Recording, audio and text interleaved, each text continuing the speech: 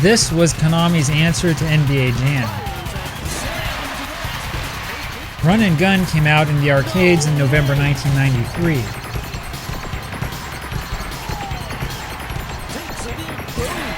It's actually a fun game. But was this game good enough to go head-to-head with the NBA Jam juggernaut? And seriously, how many of you have actually played this game? Run and Gun came out in November 1993, which was right in the heart of NBA Jam's arcade dominance. And to be frank, I had never actually played it in the arcades. Now, as you probably already know, Konami had a strong history of arcade games. In fact, you could make a good argument that Konami's 1989 arcade game, Teenage Mutant Ninja Turtles, was the start of the second golden age of arcade gaming. This game was an arcade favorite long after the Turtles had faded out of the public spotlight. Konami followed that one up with Turtles in Time in 1991.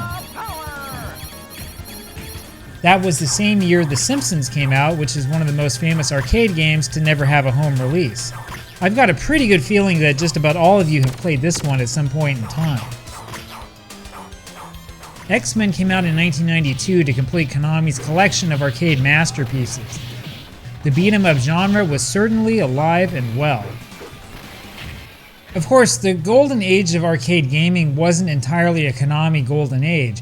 Actually, the big hit game came from a competitor, as you know. In fact, you already know which game this is. Street Fighter II was easily the biggest game of the early 1990s. There really was no comparison. This is the first game I remember seeing really long lines for.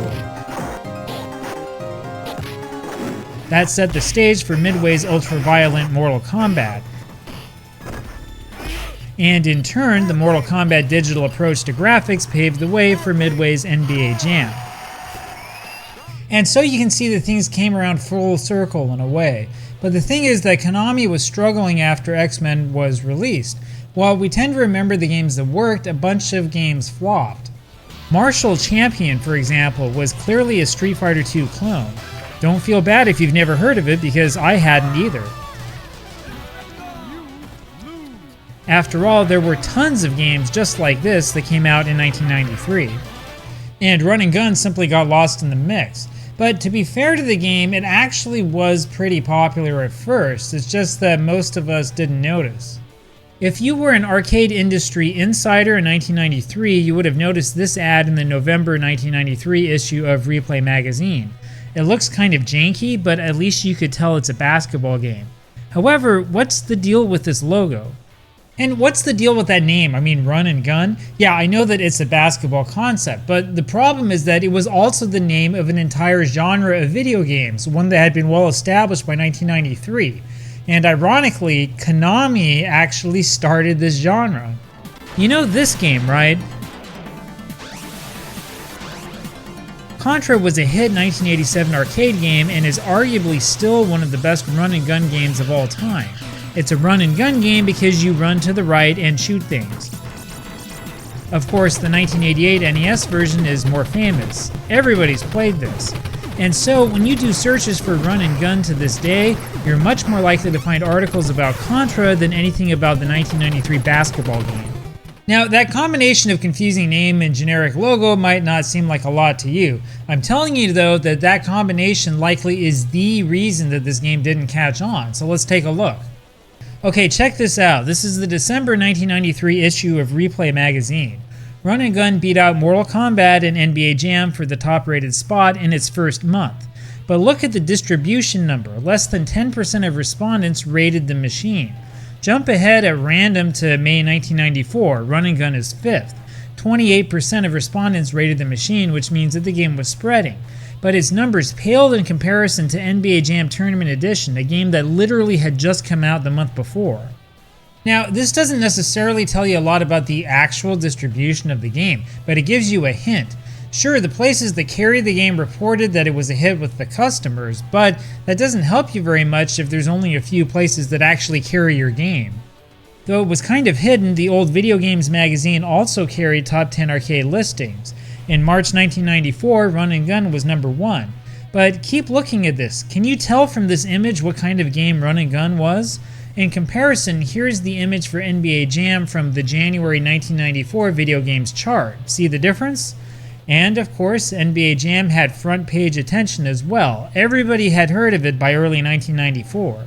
So there are a lot of us who don't like advertising, sure. I mean, I'm certainly one of them. I'm pretty bad at advertising myself, but it really does make a difference. I mean, you need at least the logo to tell people what kind of game you've got, right? Word of mouth can help, but word of mouth won't help you fast enough to make up for a bad start in the world of arcade games. And then you've got the machine itself, which was another problem. So again, from the original run and gun ad, you can't tell what the machine looked like. However, the January 1994 issue of Replay included this picture and description of the 4-player machine. So look at it, you've got 2 monitors and 2 different sets of controllers. The machine was a whopping 600 pounds. I mean, this thing was seriously a big deal in more ways than one. There was also apparently a single cabinet version, though I'm not sure when this came out. And there was also this really nondescript 2-player cabinet as well. Anyway, I wouldn't be surprised if a bunch of arcades passed on this game just because of how massively big the machine was. And I mean, when I was a kid, I don't remember ever seeing this machine in any arcade. In contrast, my local grocery store, Smith's in West Jordan, Utah, had an NBA Jam Tournament Edition machine. It's kind of hard to make money off your machine if nobody, has it. Anyway, the game is pretty good for an early 3D perspective. In fact, it reminds me a lot of NCAA basketball on the Super NES, which came out a year earlier. Note that NCAA basketball was not a Konami game. Run and Gun is faster and has better animations and some cool things, but it's also always the exact same perspective.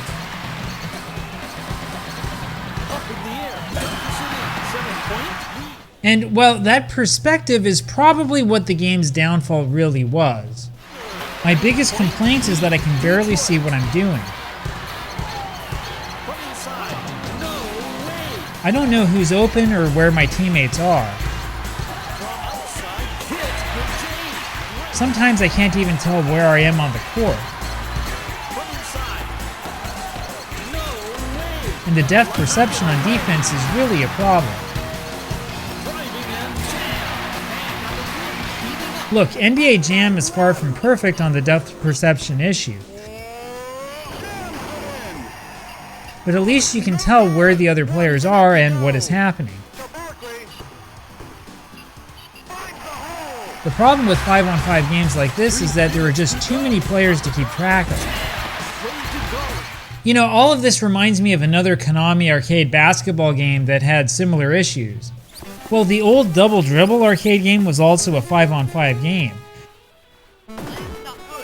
And, just like with Run and Gun, it was hard to come up with a winning strategy. Now, everybody knows that the NES version is easier, but even then you will wind up getting lost.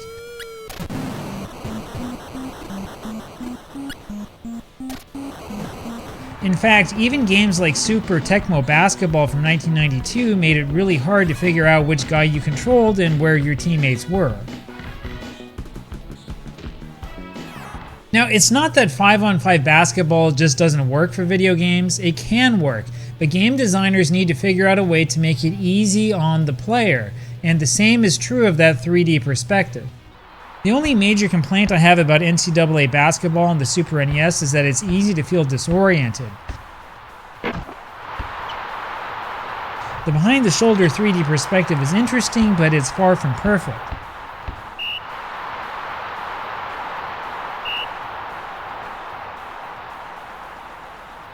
With Run and Gun, the camera angle never changes, which is nice.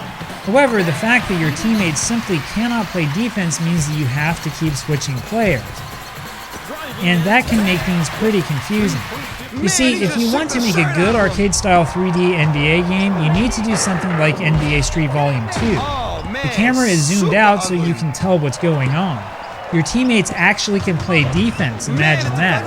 And it's easier to keep track of the players since you've only got 3 per side.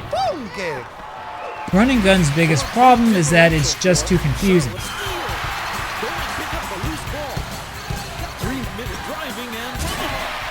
Now, I don't doubt that Run and Gun was a fun multiplayer game. I also suspect that the arcade version was easier to play and had better graphics. You see, the emulators, MAME in this case, have a hard time getting the graphics right.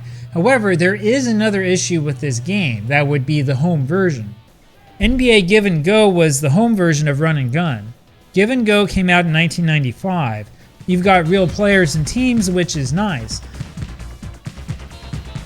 But the camera is zoomed in way too far, and the game suffers from constant slowdowns. I actually think this is one of the worst 16-bit basketball games around.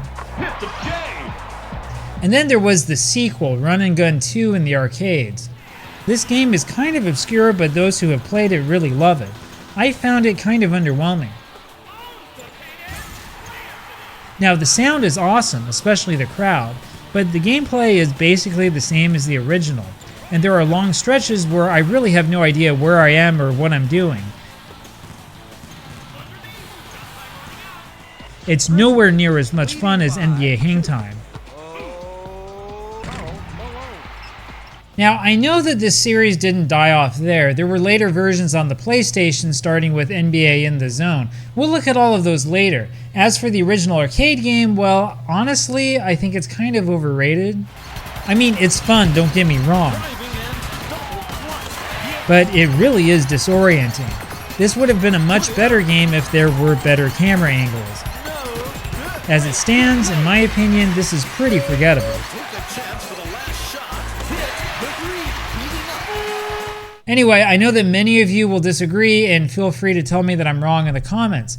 As for me though, I'm sticking with NBA Jam.